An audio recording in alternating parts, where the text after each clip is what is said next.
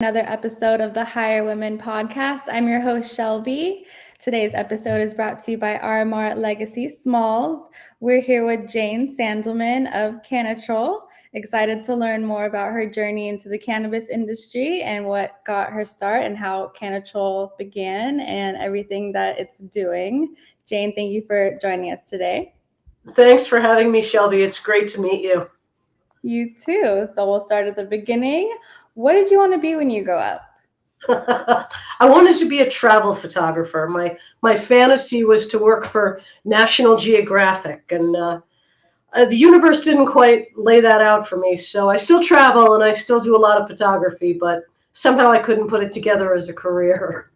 Okay, well, you definitely got close. I know you've made it into magazines anyways. So how did you start? What inspired you to get into the cannabis industry? Well, our journey into cannabis was really kind of accidental. We started out in the cheese and meat industry, providing environmental controls, our technology, our patented technology for meat and cheese. And it was kind of accidental. I was growing cannabis, and we were like, hey, I wonder if this will actually work for a cannabis flower. And my husband rigged up the technology in a little box, and we tried it, and it was like, wow, this is fantastic. We should pursue this. So it was a really accidental journey into cannabis. A good journey, but totally accidental. I love meat and cheese. Yeah, we've had a lot of luck in that industry. We've been able to provide environmental controls for those industries, and it's really changed the game for them. So what was your first experience with cannabis as a consumer? When did you first try it? How old were you? I was young. I was a teenager. It was a long time ago, and so I guess as a consumer, it was still an illegal. It was still illegal. You had to buy little bags, and you weren't really all that aware of what you were buying. But those were my early experiences with cannabis for sure. Were as a teen, and then through college, and then my first legal consumer experience, I think, was really interesting. We were in Washington State, and we went to a dispensary, and it was the first time I had been to a dispensary, and I was just blown away. I couldn't believe that the industry had moved from buying, dime bags to being able to walk into a really nice dispensary and talk to a bud tender about cannabis and different types and what kind of effect do you want. It was mind-blowing. It really was. Do you remember the name of the first dispensary? I don't. It was in Washington State, though, and it was just I just remember being completely blown away. And where are you from? Where did you grow up? What was your family's stance on cannabis? Yeah, I grew up in New Jersey, and the family was pretty much anti-drugs, because that was just, it was the 70s, and it was not legal. And so my parents really didn't want me to have any part of it. So like most teens, my age, it was illicit. And, we enjoyed cannabis with our friends and at parties. And, I think that's the story that a lot of people my age, their first experience with cannabis is that kind of experience. Now, interestingly enough, my mom is 87 and she's a fan. She thinks it's fantastic, and she's totally open to talking about it. And she's tried some different gummies and things like that. But she's much more open to it now that it's becoming normalized. Wow, that's amazing. So when you started growing, were you how, like, around what age? Were you with your husband already? Did you guys do that together? Did you do it by Yep. yourself? Yep. We were married, and we had already moved to Vermont. And we were just growing, a little bit in the backyard. Didn't really know what we were doing, but it was just for our own consumption and just kind of for fun. I'm a gardener, so it was a fun thing to do, and grow a plant here and there. And we did it together. It was just fun. It was something to play with, and it's such an awesome plant too. It's just a great experience to grow a plant, and I still grow now. We have a little office team grow that we do. It's just such an expressive, interesting plant to grow. I just really like it, and we always have samples. The reason we do a team grow here at the office is that we always have samples to run through our equipment, so we can always be testing and learning. And I really like my employees to work with the plant, so when they talk to people on the phone, when they call in for customer service, they actually have the experience and they can talk about their own experience with the plant. And it's just much easier to relate to people in the industry when you're actually growing and having those experiences. That's wonderful. I love that. So can you share your thoughts on the current state of cannabis where you are? Sure. Well, we're in Vermont, which is an absolutely fantastic place to live. We lived in New York, in the New York, New Jersey area for many years, and we came up to Vermont about 25 years ago, 23 years ago. And the state of cannabis here is we're fully legal. We can grow. There's medical and there's adult rec. So we're fully legal. And it's really, Vermont's kind of about craft.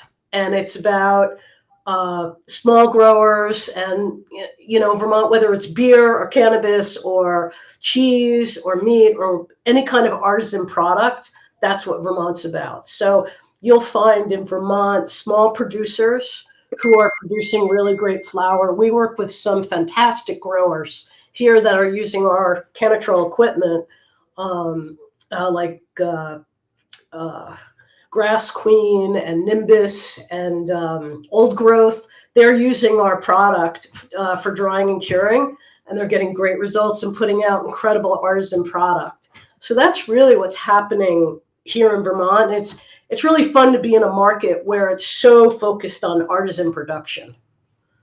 Perfect. Yeah, I would love to visit. And that's exactly what I love hearing is small batch stuff. It's always the best. It's always the best quality. So it's great that you're a part of it. That's what we're all about. Our product is really designed to give people great results, kind of to give them the ability to control at a really fine level. So it's fun to be working with those kind of producers. Yeah, go off about the system if you want for a second. Like, Sure. So special. yeah, so what we do is we control vapor pressure in the space. So not to get all scientific about it or anything, but we bring the space where you're drying, curing, and storing to equilibrium. And then the flower can dry very gently and delicately, and the trichomes won't be damaged. So we all know, how important it is that all the good stuff is in the trichome, and you want to preserve that. So that's what we do, and we save a ton of labor. We provide our producers with incredible level of consistency and repeatability. So I like to say to people that we give people the tools they need to produce great flower.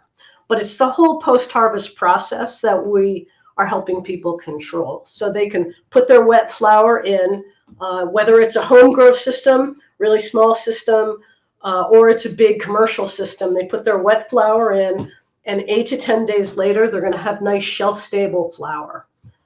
So Cool. it's pretty cool. And it's patented. Yes, we have 2 patents in the US. We just got 2 more patents in the EU. We also have a patent in Australia. So it's really exciting. Yeah. So who's the scientist? so I'm lucky enough to be married to the scientist, and he's my partner in life, partner in business, and he is just a wizard. And the technology, it was originally developed, I said, for cheese making. And what happened was when we moved to Vermont, like 23 something years ago, we bought a restaurant and an inn. It was like the total Bob Newhart thing. We like moved up from the city and bought this inn that was shuttered, and we opened it up, and we opened up the restaurant, and we started buying a lot of local foods. So we were buying local cheeses, local meats, and we became friends with the cheesemakers. And one of the things that the cheesemakers were always complaining about was not being able to control the environment in their aging spaces. So David, my husband, is an inventor, and his background is in control systems. So he said, I'm going to tinker with this and see if I can come up with something.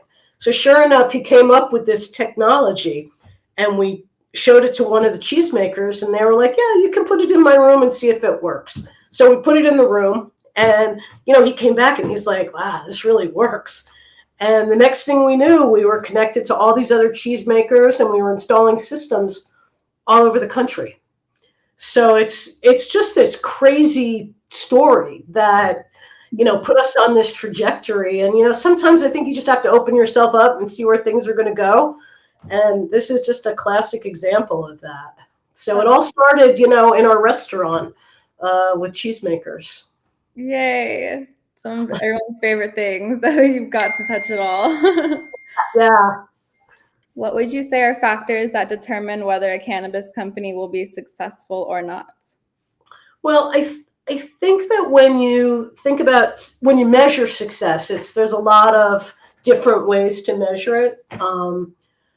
Certainly, financial success is one way to measure it. But I think that putting out a quality product consistently is what really makes a great cannabis company. And I think that's what's going to give companies a level of longevity, is that the consumer can come back time and time again, get the same product consistently, know the brand, trust the brand, and that you can make money. So I feel really lucky that we're kind of involved in that whole piece, that we can give growers the tools they need to become successful.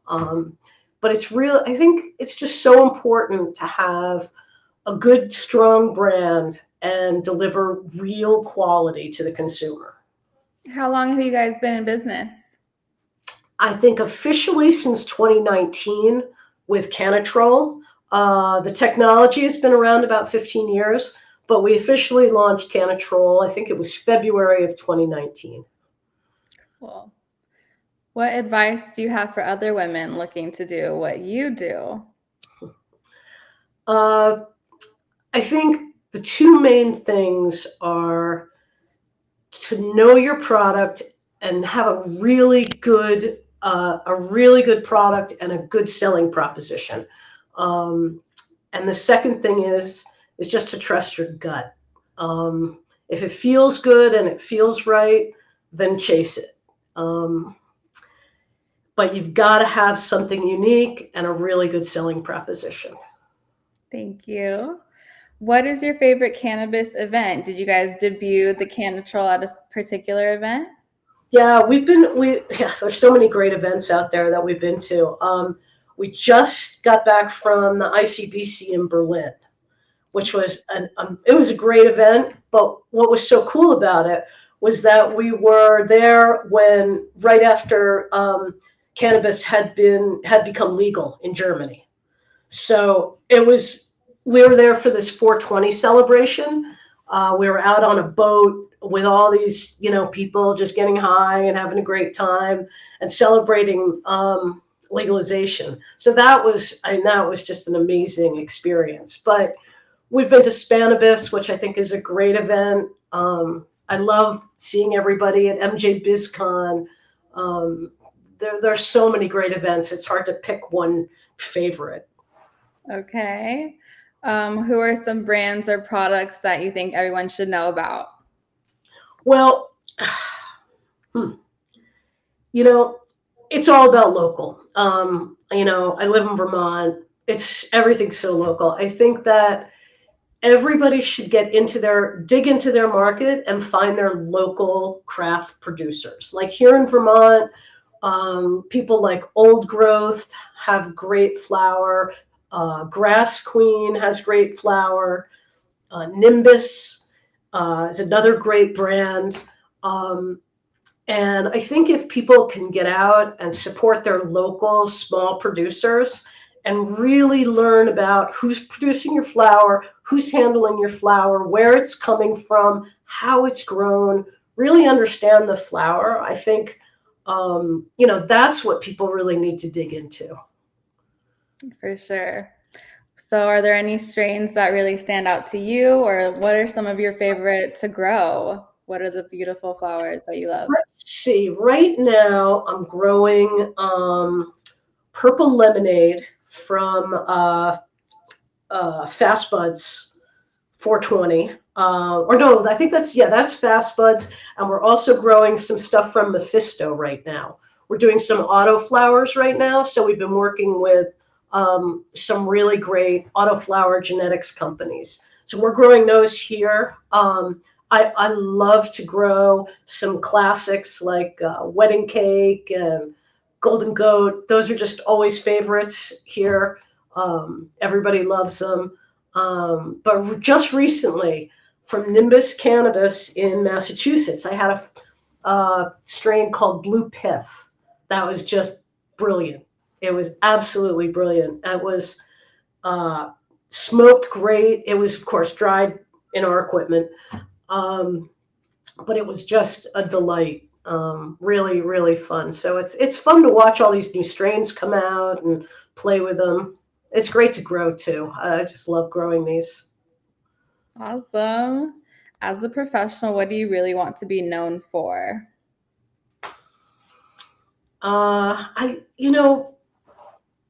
My team is just great. And I think that, at the end of the day, I want to be known for building a great team and giving them great benefits and a great place to work.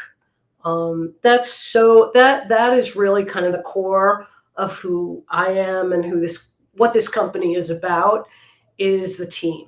And it's so important to me that everybody on this team is well taken care of. I love it. Is there any particular other people on the team that you want to shout out? I want to shout out to my entire team, all the customer service people and the production people. Everybody just puts their heart and soul into this. And we're a small team. We're about 19 people. And we build these machines by hand here in our production facility. And, everybody should know that these aren't, this isn't junk that comes from overseas. It's built here. It's tested here. And we put a lot of pride into what we do. So big shout out to everybody that puts it into our business. How do you approach each workday? How do you prepare, organize, and execute? Huh. Yeah, it's being organized and kind of on top of your business is really important. Just from a mechanical standpoint, at the end of the day, I kind of do a mental wrap up. So I take a quiet 10 minutes and I look at my desk, wrap everything up, and check my emails, make sure everything's clean. So when I come in the morning, I come into a clean desk and kind of a clean start for the day. And then I like to get with my team members and just check in and see what everybody's up to. And then make sure everybody's off and running in the right direction. And then I sit down and get to work. All right. So Cannatrol was recognized in Forbes. Yeah. Sorry, my work. Me or you? It's me. Oh, hi. Okay. What is the Forbes feature about? Can you talk about that and how the team feels about the feature? Wow, everyone was so excited. It actually came out when we were in Berlin and we were sitting with our distributor in Europe. and we were sitting at the bar having drinks and, just talking about the business. And I got a text from somebody congratulating me on the Forbes thing. And I was like, what? What is this about? And so then I looked it up and I was like, oh my God, I can't believe this. So of course we're celebrating in Berlin. But it basically what it is, it's the Forbes 42.0, and it's the 42 companies in cannabis that are leading the way. And I was really honored to be part of that group. There's some pretty big companies on that list, and to be part of that was really an honor. Everybody here was so excited. It was great. And, like I said, it was just to be in company with some of those folks was just really an honor. And That's I don't huge. know, it's huge. It's really huge. That's amazing. Oh my gosh. Okay, so we're going to get to some rapid fire questions. What moment or experience was absolutely instrumental in getting you into cannabis? I think the first time I went to a trade show, and I met people who were using cannabis and who had really changed their lives. And I met people who were like, I was in pain and now I'm not, and I'm using cannabis. I was addicted to opioids. Now I'm not, I'm using cannabis. That's the moment that I knew I was in the right place. Good. What kind of music do you vibe out to? Old rock and roll. I'm just an old stoner. So old rock and roll, put my headphones on and listen to a little Rolling Stones, and I'm good. Okay, Rolling Stones. What are your other top 3 artists? Top 3 artists. Probably George Harrison, Okay. David Byrne, and maybe Aretha Franklin. Oh, I love it. Yay. I'm old, What are absolutely necessary items for you for your smoke sesh? Yeah. Well, I love my Stores and Bickle Venti. I just got one and I love it. So shout out to them because that is a great piece of equipment. So I really like dry vaping. I think also if you have really good flour, a big glass of ice water, and a great view. Beautiful. Do you get the munchies? What is your favorite food for munchies or drink that you cannot live without? I know you're a connoisseur of great food, so what do we got? Yeah. I think the 2 best things to have are a good glass of wine and a big bowl of popcorn. I love it. Yes, I love popcorn. Oh my Yeah, gosh. it's like the best thing when you're stoned. It's just like it's like idiot food. It's great. So going local, what are your favorite restaurants? What are some hidden gems? We have a couple of great hidden gems around here in Vermont, believe it or not. Right here in Springfield, we have a place called the Copper Fox. It's a great place, and actually, the guy who's the chef there is also a grower. And yeah, he's a great guy. And we had our Christmas party there, and it was great. They really put on a great party for us. But that's a jewel. If you're ever in Springfield, go to the Copper Fox. But my most favorite restaurant of the moment is a place in Keene, New Hampshire, where we go for sushi. It's great. We go for omakase sushi, and there's always a surprise. So that's a lot of fun. Love it. Okay. What is a moment that you felt like a higher woman? What would be your definition of a higher woman?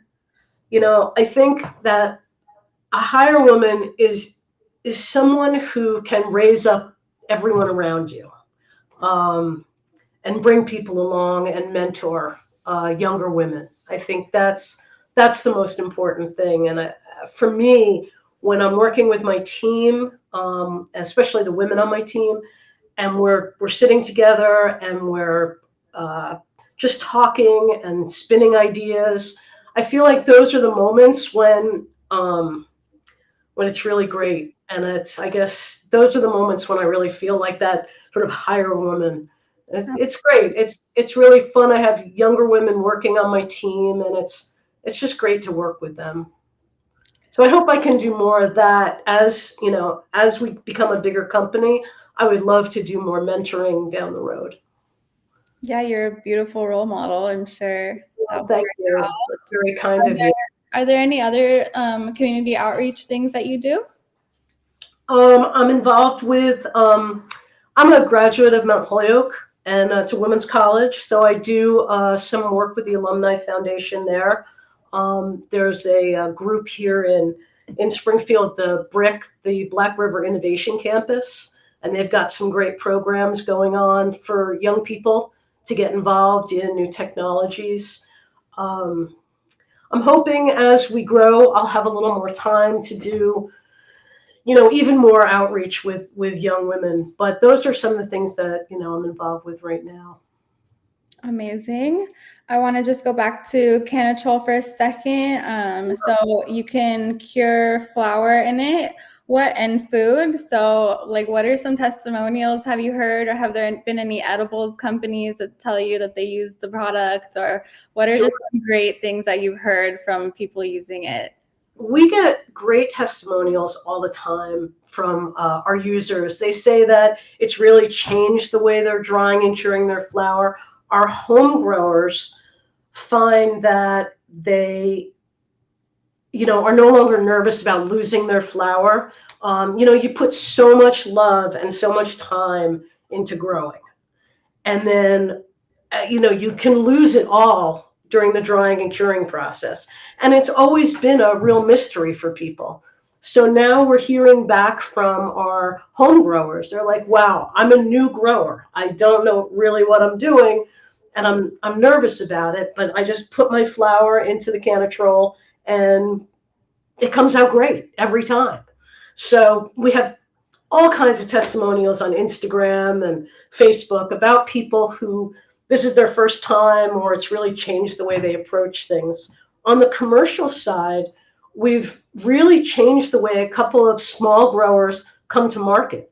So, for example, I mentioned Nimbus in Massachusetts. They were just like every other grower, struggling along, and then they started using our systems, and it really changed their business. Their yields are higher now, their labor rates are down, and consumers are seeking out their brand. So it's those kind of results that really turn things around and make you excited. What's like the craziest thing you've heard a Cannatrol be used for? Well, people are using them for gummies and all stuff like that. People are using them for hash, which is great.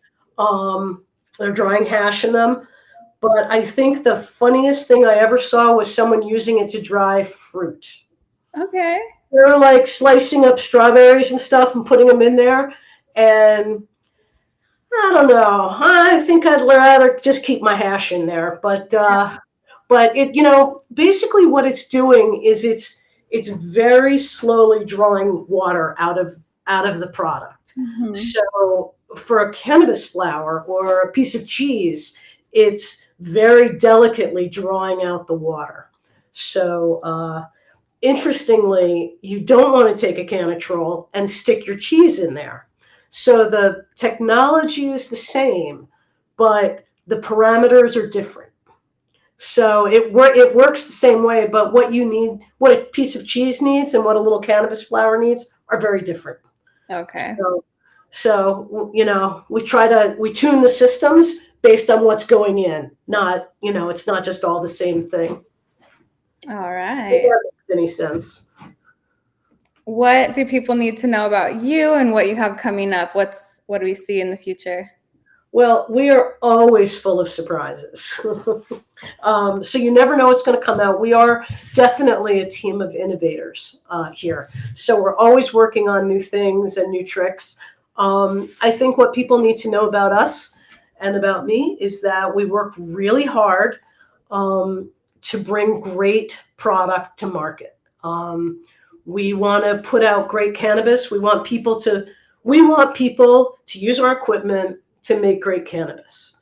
And if that's what people need to know about us at Cannatrol, is that that's our mission, is to give people the tools they need to just make flower better. I love it. Are there any upcoming events we can find you at and see the system? Right now, we've got a booth in Albuquerque. So if anybody's in that market right now, head on over to the convention center tomorrow. I think the show starts tomorrow. We'll of course be at MJ Biz. We'll be at we'll be at Nican, Vermont. We'll be at Nican, New York. So we're always around. And if anybody's in the Vermont area, just come by and see us. We'd love to have guests. You'll always go home with a little flower, maybe a sticker or two. So come on by and see us. Are there any places that you guys plan on visiting or traveling this year? Well, we just had a huge run being in Barcelona and Berlin. We're going to be traveling to Western New York to some shows. We're going to be down south visiting with some clients. We have some new systems that we're lighting up in Missouri and Illinois, so we'll be out there. We've been doing a lot in Minneapolis right now, so that's been great, and might even slip a little vacation in there to Europe. So, do you showcase your photography? There was a time when I used to show, and actually sell my stuff, but now it's mostly just in my house and around my office, and it's just beautiful memories of my travel. So, like I said, I love to travel. I still travel a lot, and those photos are always with me. Yeah, I'm rooting for you to still get into Nat Geo somehow. I'm not done yet.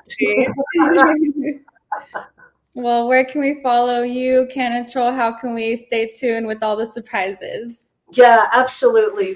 Follow us on Instagram on Cannatrol, and Facebook Cannatrol, or you can go to our website, which is cannatrols.com, and you can learn more about our technology. We've got a page there about our commercial systems and about our small home grow systems. And don't hesitate to call us or email us and ask us any questions you have. We're ready to work with everybody, systems of all sizes. Thank you so much, Jane. Shelby, thank you so much for having me. It was great to talk to you, and it was great to meet everyone, and keep on growing and keep on drawing and curing. Yes. Thank you, everyone, for tuning into the Hire Women podcast. Follow us at respectmyregion.us, respectmyregion.com. Like, comment, subscribe, all the good things, and have a beautiful day. Thanks, Shelby.